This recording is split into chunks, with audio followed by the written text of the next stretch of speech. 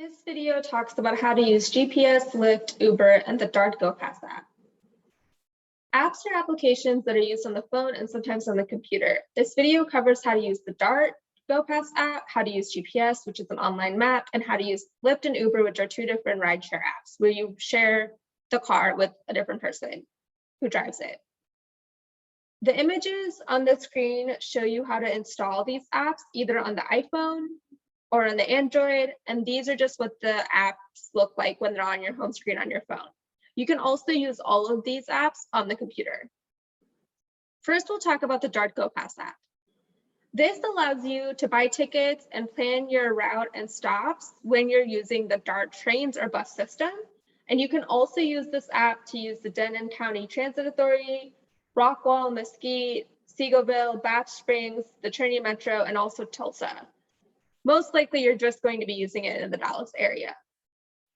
The app also lets you store tickets for future trips and put money towards those tickets. When you're planning a route or planning a trip that you're about to take, you have to put in the location that you're leaving from and the location that you're going to. You can look up the locations or you can put in the address.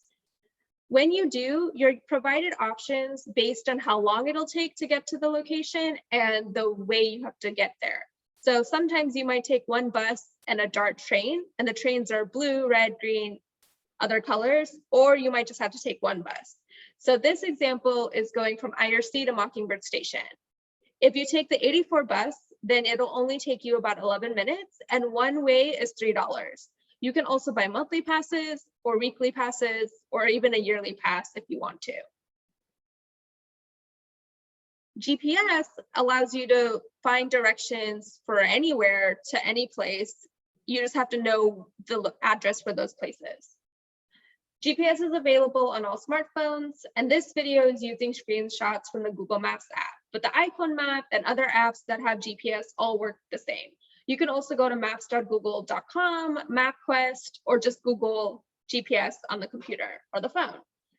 This screen just shows you what it would look like if you're trying to get directions from going to IRC to Vickery Meadow, since those are pretty common locations for a lot of our clients.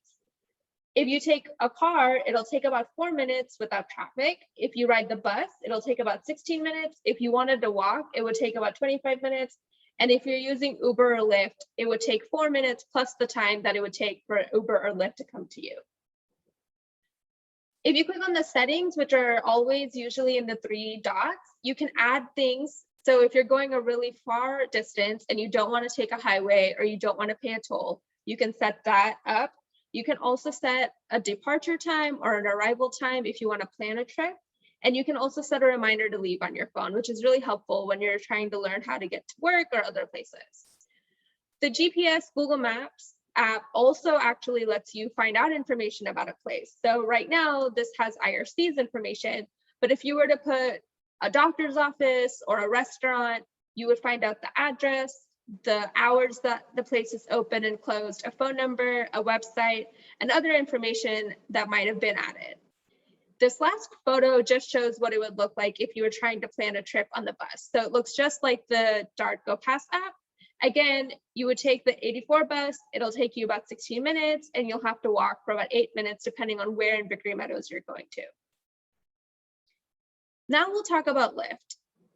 Lyft allows you to get a ride from drivers in a safe way. The following steps will show you how to make an account and use the app. And Lyft and Uber actually work really similarly, so I'm only going to go over these steps once. You'll always have to put your phone number, and that will require you to check your text for a code that will tell Lyft or Uber that you're a real person. Once you put that code in, it'll let you add your name, your email, and any other information that you might want to put in. You also have to accept the terms of service, which just means that you're going to use it properly. And then you can also decide if you want to track your ride with push notifications, where your phone will tell you that your ride is close, it's here, where you're going, and that you're going to be close to the location. This is just a good way to keep track of what's happening. You have to set up a payment because you have to pay for the rides. So you can either use Apple Pay, which is for the iPhone, Android Pay for any Android, PayPal, your credit card, or any other way of payment. On the Lyft app, you can also add a photo so that the driver knows who to look for. However, the driver won't be able to see your photo anytime outside of when that person is coming to pick you up. And the driver also has a photo, and there's a photo of their car, so you know what to look for. This screen just shows what it looks like to go to the settings and add your payment and everything else. The important thing is, again, you have to set a destination. So where do you want to go and where are you going to get picked up from? Here, the example is just my current location, which was IRC, and the DFW airport.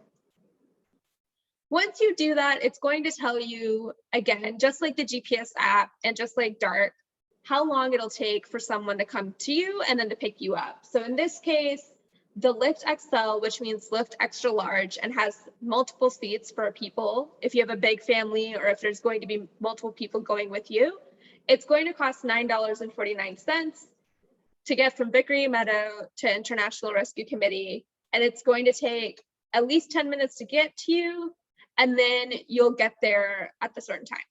However, if you don't need the large or you don't need the fancier car, you can take the regular Lyft, which only has space for 3 people.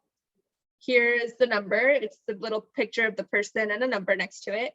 And if you get picked up in 3 minutes, it'll take you the same amount of time and you'll get there at about 11:45 a.m.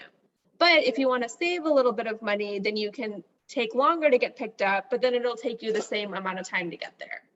Once you've picked which Lyft you want, then it'll tell you, okay, this car is coming to pick you up, and you can watch the car come to you. And once you're in the car, watch the car take you where you need to go for safety. Finally, we'll talk about Uber, which works just the same way. Again, it's available on all smartphones. You can use it on the computer, and it works just like Lyft, but it's just another company.